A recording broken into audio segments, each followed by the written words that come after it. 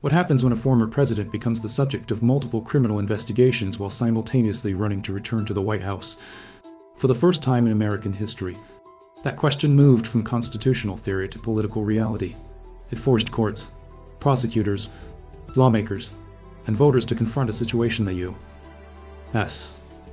legal system had never fully anticipated. How should criminal justice operate when the defendant is also one of the country's most influential political figures? The legal battles surrounding Donald Trump have often been presented as a series of dramatic courtroom confrontations. But behind the headlines lies a much larger story, not simply about one individual, but about the relationship between presidential power, judicial independence, and the limits of executive authority inside the American constitutional system. According to publicly available court records, Trump became the first former U.S. president to face multiple criminal indictments at both the federal and state levels. Those cases covered very different allegations, ranging from efforts to challenge the certification of the 2020 presidential election to the handling of classified government documents after leaving office. Each case followed its own legal path, involved different prosecutors, and raised different constitutional questions. Yet together, they produced an unprecedented legal landscape that has reshaped debates about executive accountability in the United States. One of the most closely watched investigations focused on the events surrounding January 6, 2021, when supporters of then-President Trump breached the U.S. Capitol as Congress met to certify the Electoral College results. Federal investigators sought to determine whether actions taken before and during that day crossed the line from protected political activity into potential criminal conduct. That investigation eventually led to the appointment of Special Counsel Jack Smith, whose office examined a broad collection of evidence, including witness testimony, government records, communications between senior officials, and public statements made during the post-election period. At the same time, another federal investigation centered on classified documents recovered from and Lago after Trump left office.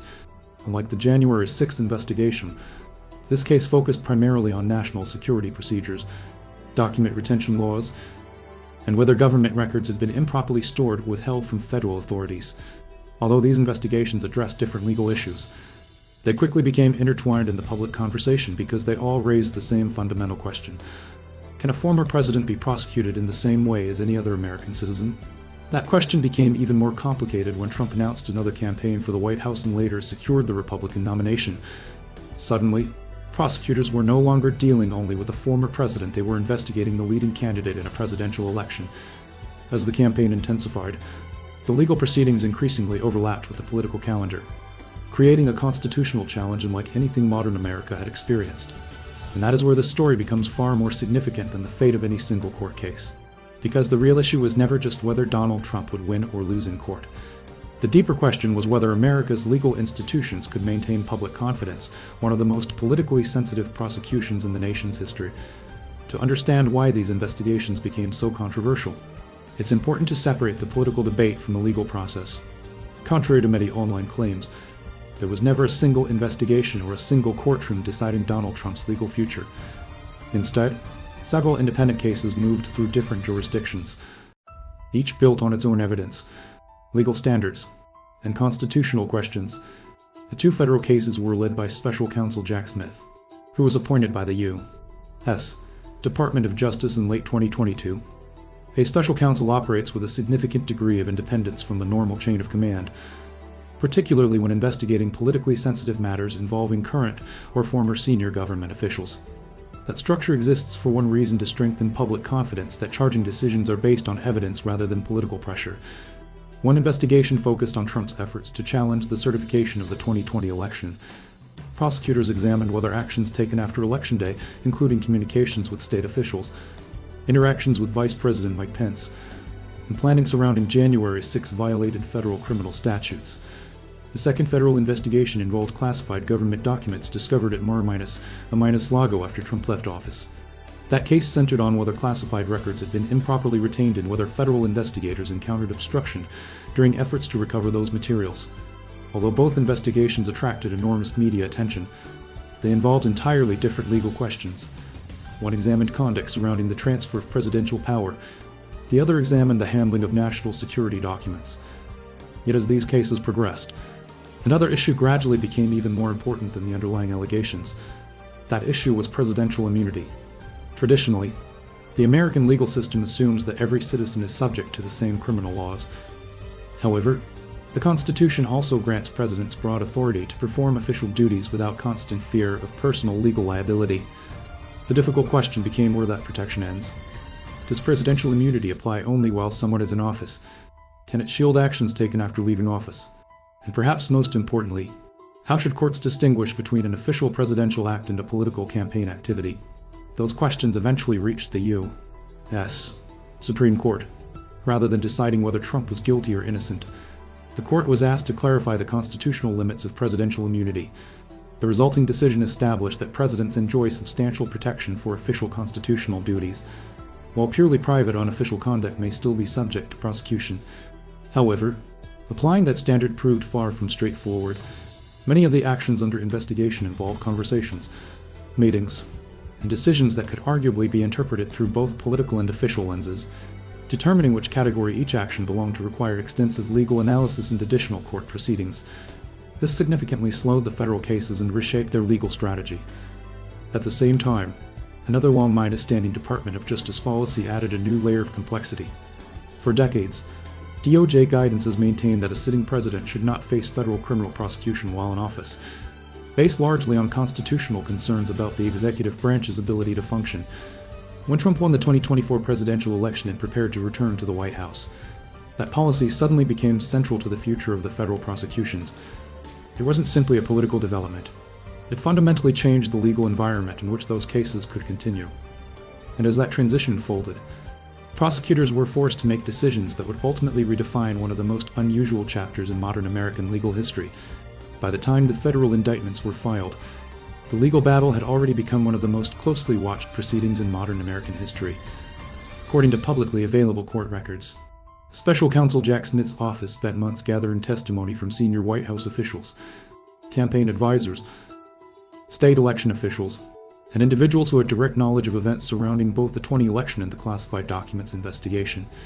Thousands of pages of evidence were reviewed, grand juries heard witness testimony, and multiple motions were filed as both sides prepared for what many expected would be lengthy criminal trials. But from the very beginning, the legal strategy extended far beyond the facts of each case. Trump's defense team consistently argued that many of the alleged actions fell within the constitutional authority of a sitting president. Rather than focusing only on the underlying evidence, they challenged the legal foundation of the prosecutions themselves. Those arguments eventually reached the U.S. Supreme Court. In 2024, the court issued a landmark decision recognizing that presidents possess substantial criminal immunity for official constitutional acts performed while in office. At the same time, the court emphasized that immunity is not unlimited.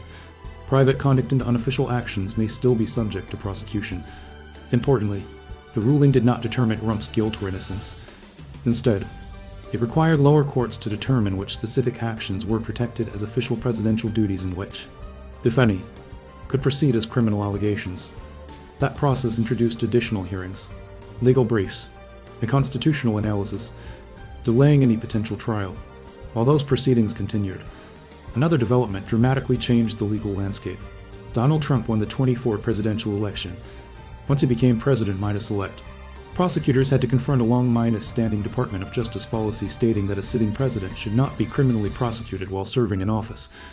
Although this policy is not written directly into the Constitution, it has guided federal prosecutors for decades based on concerns about preserving the executive branch's ability to function. Faced with that policy, Special Counsel Jack Smith requested that the federal criminal cases be dismissed without prejudice. That legal phrase became one of the most misunderstood aspects of the entire process. A dismissal without prejudice is not an acquittal. It is not a declaration that the allegations lacked evidence. And it is not the same as a jury finding a defendant not guilty. Instead, it means the court closes the case without permanently preventing prosecutors from bringing similar charges in the future if legal circumstances allow. According to the Justice Department's public filings, the request reflected constitutional and institutional considerations surrounding the presidency rather than a reassessment of the underlying evidence. That distinction is important. Many political supporters portrayed the dismissal as complete vindication. Many political opponents portrayed it as accountability being denied. Legally, however, the situation was more nuanced. The federal government did not receive a judicial ruling on the central allegations because the cases ended before reaching trial. As a result, no jury weighed the evidence. No verdict was issued, and no factual findings were made regarding criminal responsibility. The investigations have produced indictments, extensive litigation, and major constitutional rulings, but they stopped short of the stage where evidence would have been tested before a jury. That unusual ending left unresolved questions that continue to shape public debate, and those questions extend well beyond Donald Trump himself. Because regardless of political affiliation, the legal precedents established during these cases will influence how future presidents, prosecutors, and courts understand the balance between executive power and criminal accountability.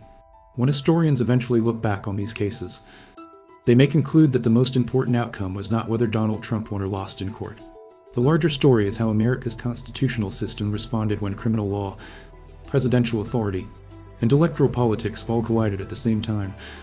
For decades, many legal scholars treated questions about presidential immunity as largely theoretical. Few expected the courts to define, in practical terms, where presidential authority ends and ordinary criminal liability begins. That changed during these proceedings. The Supreme Court's immunity ruling established a framework that future presidents, regardless of political party, will almost certainly rely upon. At the same time, prosecutors will likely adjust their investigative strategies, knowing that courts must now distinguish carefully between official presidential acts and private or political conduct before criminal cases can move forward. In other words, the legal landscape has changed for everyone who may one day occupy the Oval Office. The Justice Department also faces new institutional questions. For decades, the department has operated under internal guidance that a sitting president should not face federal criminal prosecution. That policy was never designed with this exact situation in mind: a former president under indictment returning to office after winning another election. According to legal analysts, the experience has exposed a gap between constitutional practice and political reality. While the future administrations choose to preserve, revise, or formally codify that policy will likely remain an important debate for years to come. Beyond the courtroom, these cases have also reshaped public confidence in American institutions. Supporters of Trump have frequently argued that the investigations reflected politically motivated prosecutions, while critics have maintained that no public official should receive special treatment under the law. Those competing narratives have contributed to an increasingly polarized public discussion surrounding the justice system itself. Regardless of which perspective voters hold, one fact is difficult to dispute: confidence in legal institutions has become part of the political debate. That may prove to be one of the most lasting consequences of the entire episode. There is also an international dimension. Around the world, democratic governments watch these proceedings closely. Allies and competitors alike were observing how the United States would manage an unprecedented constitutional challenge involving a former and eventually future president. For countries that often present the United States as a model of democratic governance, the cases became an important test of judicial independence and constitutional resilience. For geopolitical rivals, they offered an opportunity to question the stability of America's political institutions. In that sense, the legal proceedings extended far beyond domestic politics. They became part of the global conversation about the strength and credibility of American democracy. Ultimately, these investigations were never solely about one election, one indictment, or one political figure. They forced the country to confront difficult constitutional questions that had never been fully answered. How much legal protection should a president receive while exercising official authority? How should courts distinguish between public duty and private political action? And can the justice system remain independent when its decisions inevitably influence national elections? Those questions remain open. The criminal cases may have ended, but the constitutional debate they triggered is far from over. For future presidents, future prosecutors, and future courts, these proceedings will likely serve as one of the defining legal precedents of the 21st century, not because they resolved every question, but because they revealed just how many questions the American constitutional system had never been forced to answer until now.